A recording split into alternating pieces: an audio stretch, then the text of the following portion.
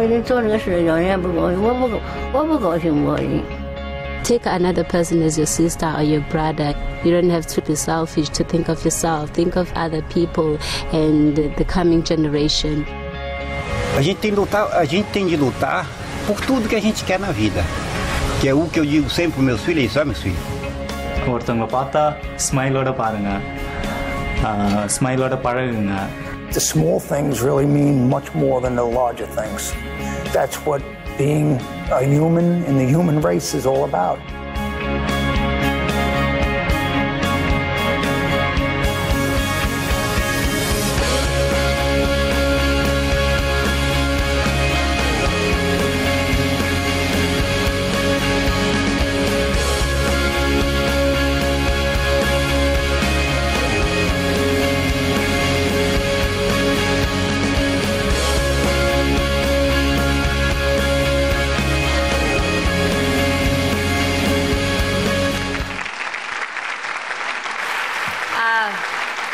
Peter, thank you for the wonderful introduction.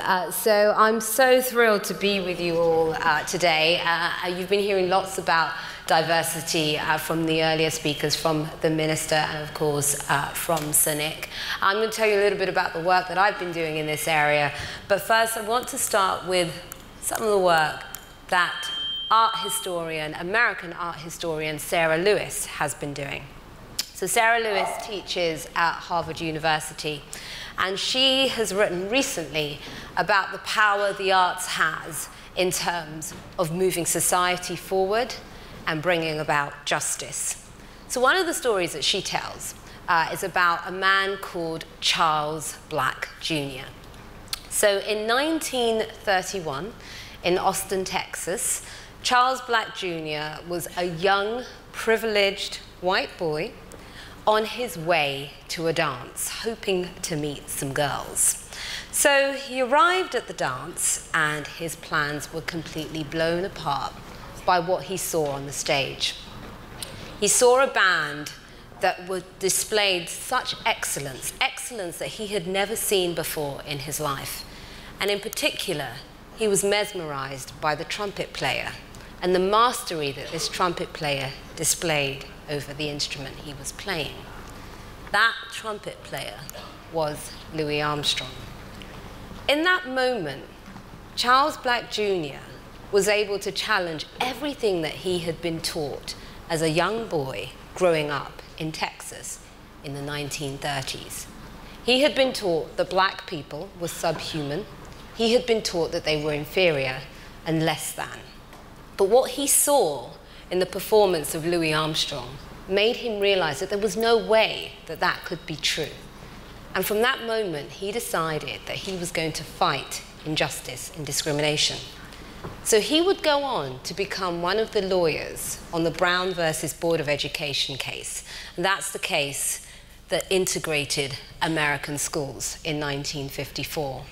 So that moment, that encounter with art that questioned everything that he believed, meant this became possible in America. So another person that Sarah talks about is Frederick Douglass. Now, Frederick Douglass was a freedom fighter. He was a trusted advisor to Abraham Lincoln. He was, in his day, one of the most revered orators. And that was a time when orators were the equivalent of what pop stars and sports stars are today. And he gave a speech during the Civil War where he spoke about why art was so important in the pursuit of justice. And what he spoke about was the idea of pictures and progress. And what he believed was that pictures and imagery and art in general was the lens in which we could see what the future could be, or more importantly, what the future should be. So I want to talk to you a little bit about myself and my journey. So I grew up in Walthamstow. Is there anyone from Walthamstow here today? Oh my goodness, hi, there's like 2 in the audience. What I want to know is, are you old Walthamstow or are you new Walthamstow? Because, oh, you're new and you're old. Okay, that's good. We've got a bit of both here. So I am definitely old Walthamstow. And so when I was growing up in Walthamstow, it was one of the poorest communities in London. I grew up on a council estate, but the wonderful thing there was most of the original community were white working class survivors of the Second World War, and they welcomed families like mine. And we had this real community spirit where everybody was from everywhere. Our market stall was the longest street market in Europe, and you could get anything from anywhere. And the funny thing was the market stall holders all knew us, so you know, in the times where, the odd occasion where I bunked off school, I got reported to my mother by the market stall holders, so I knew not to do that again.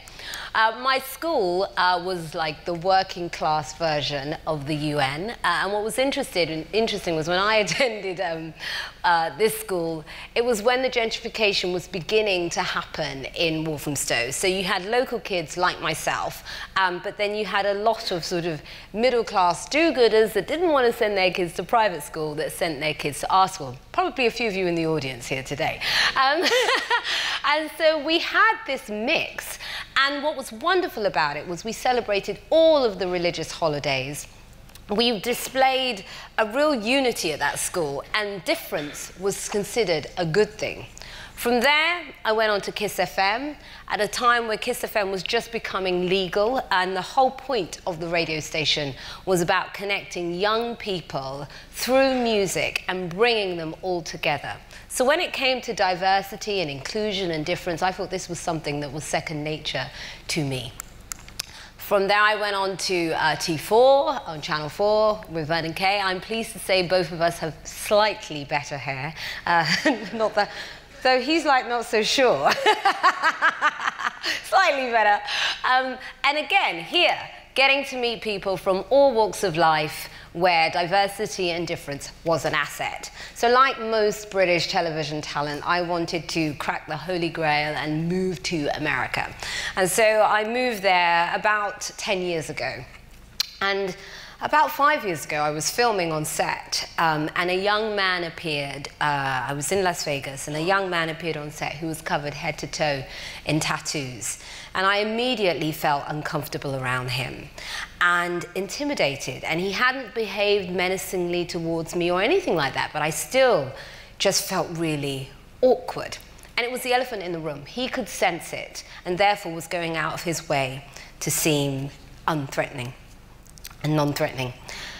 So in that moment, I was able to see this issue from both sides. As a black woman, I've always looked at it as being on the receiving end, as opposed to doing it myself. And I realized that's what happens when you meet somebody that you perceive to be different to you, and for whatever reason, the wall goes up and the disconnect happens. And so I decided to push through my discomfort, and I went over and I spoke to this young man. And yes, he had had a difficult start in life. He'd made some wrong choices, but fortunately, our sound man was much more open-minded than me and had taken him on under his wing as an apprentice.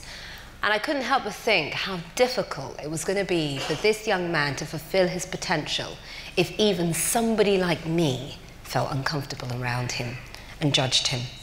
And in that moment, I wanted to figure out how to start a conversation around these issues, these uncomfortable issues that we often avoid. And what we have to start looking at, we have to start questioning, is our idea of who should lead and who should follow, whose opinion we value and whose we don't.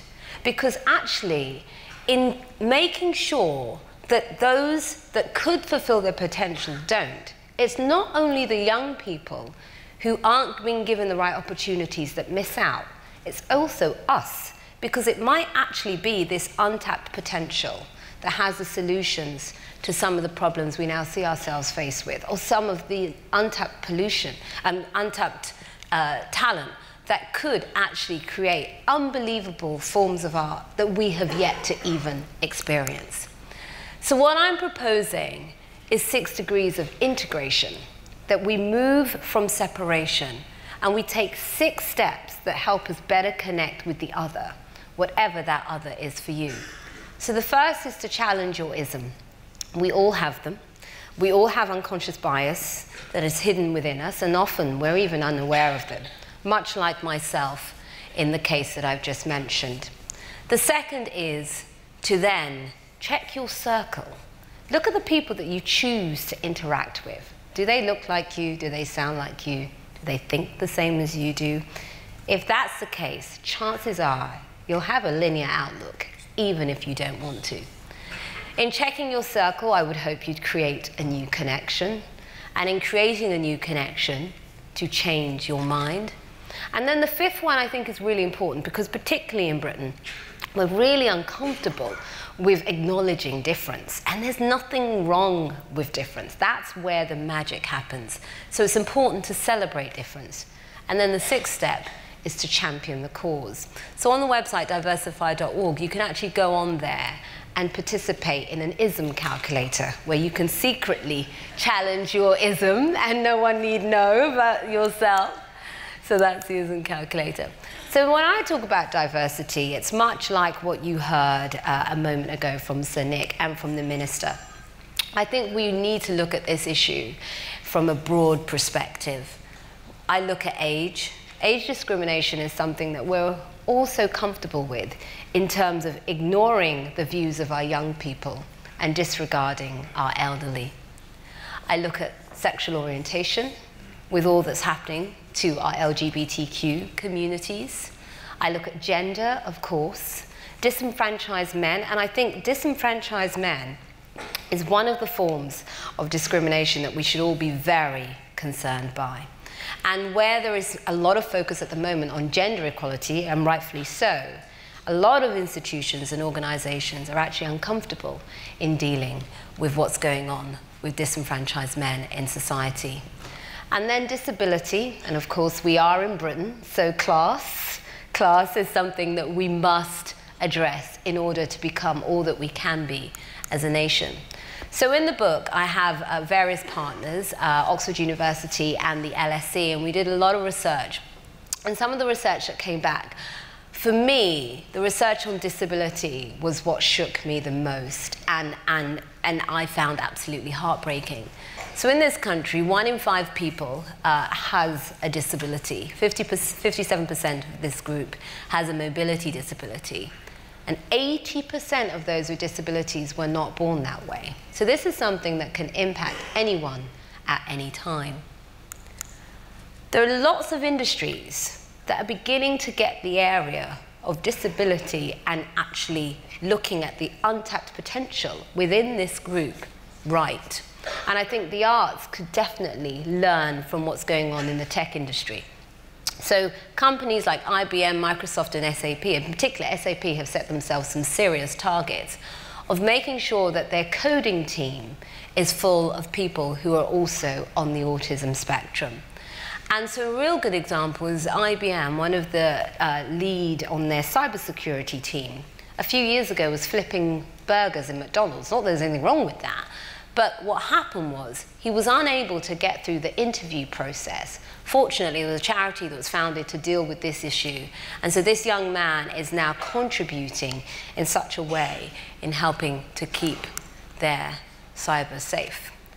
Those with learning disabilities, 1.4 million people in the UK with a learning disability, only 6% are in work. We would never accept this from any other group. And this is an area that those of you that are leaders in our arts can really show the way in terms of making sure that we address this statistic. So I want to go back to what I was talking about earlier in terms of Frederick Douglass and the idea of pictures and progress.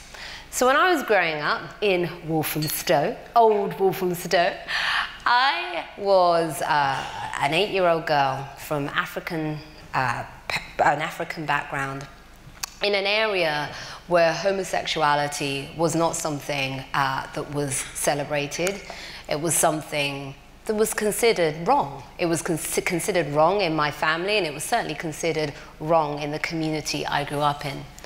But watching EastEnders as an 8-year-old child and seeing Colin and Barry and just and just how mundane and boring that relationship was actually normalized homosexuality for me. So even though my outside world was telling me something else, seeing this made me question that this could possibly be wrong, much like what seeing Louis Armstrong did for Charles Black Jr. So by the time we got to this, I was like, oh, this is nothing. This is normal at this point. And so this is why it's so important, those of you that are programmers, those of you that create content for our country, content that travels around the world, content that decides what Britain looks like to the rest of the world, it's so important that you be inclusive. Because this isn't just about making those that are disenfranchised see themselves on screen. This is all about also what it does for the rest of us in terms of what we think those that are discriminated against are capable of, and also in terms of how we value them in our society. So this is one of my favorite actresses at the moment, Adelaide Langdon.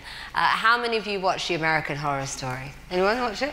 Oh my goodness, you're gonna love this. If you haven't seen it, you must watch it. So it's one of the best shows, and she is one of the best characters in this show. To me, this is somebody who should be an international superstar. Again, these are the sorts of things that we need to start making normal as opposed to something that's considered unique. We're looking at the Arts Council and the sorts of organizations that you're beginning to fund and support. And I'm thrilled with the work that you're doing with the Good Literacy Agency, because the Good Literary Agency, because it's so important that voices from unheard communities actually get the platform that they deserve. I'm so excited to see the kind of talent that will be discovered and the kind of talent that will be nurtured as a result of this collaboration. Some more of the other research that we've done is looking at the actual cost of discrimination, because we know the social argument, we know the moral argument, but we are a capitalist economy, and so we actually have to look at the economic argument, and it's expensive to discriminate. The LSE did a recent study, and the cost to everybody else who is not a white man in society is £127 billion a year, and that's the equivalent of £9,300 each. So one of the areas that we are all dreading and not looking forward to is Brexit. But at the same time, Brexit offers us the opportunity to look at who we are now going to start nurturing. Forgotten communities, the communities that felt left behind by globalization. The arts can have a key role in redesigning how these communities see themselves, but also the opportunities that these communities are given. So diversity, if we're honest, it's not easy, particularly if you're looking at organizations. It's important that you don't just do the first bit, which is bodies. It's just getting people who are different into your organizations. The second piece is crucial, which is inclusion. Making sure that the culture is welcoming so people can be all of themselves, be their authentic selves in the workplace and within your organizations. So I'm going to end with this, and this is one of my favorite quotes. It's by Thomas Berry, and he says, "Diversity is the magic. It is the first manifestation, the first beginning of the differentiation of a thing and of a simple identity. The greater the diversity, the greater the perfection." And I think those of us that are in the arts really have the opportunity to lead on this. And so I say to you all, when you go back to your organizations, do an actual audit. Look around your organizations. Where are those gaps? How can you fill them authentically? And in doing so, create institutions, content that actually moves society forward and makes us all feel that we belong and are part of the fabric of this country. So, thank you very much.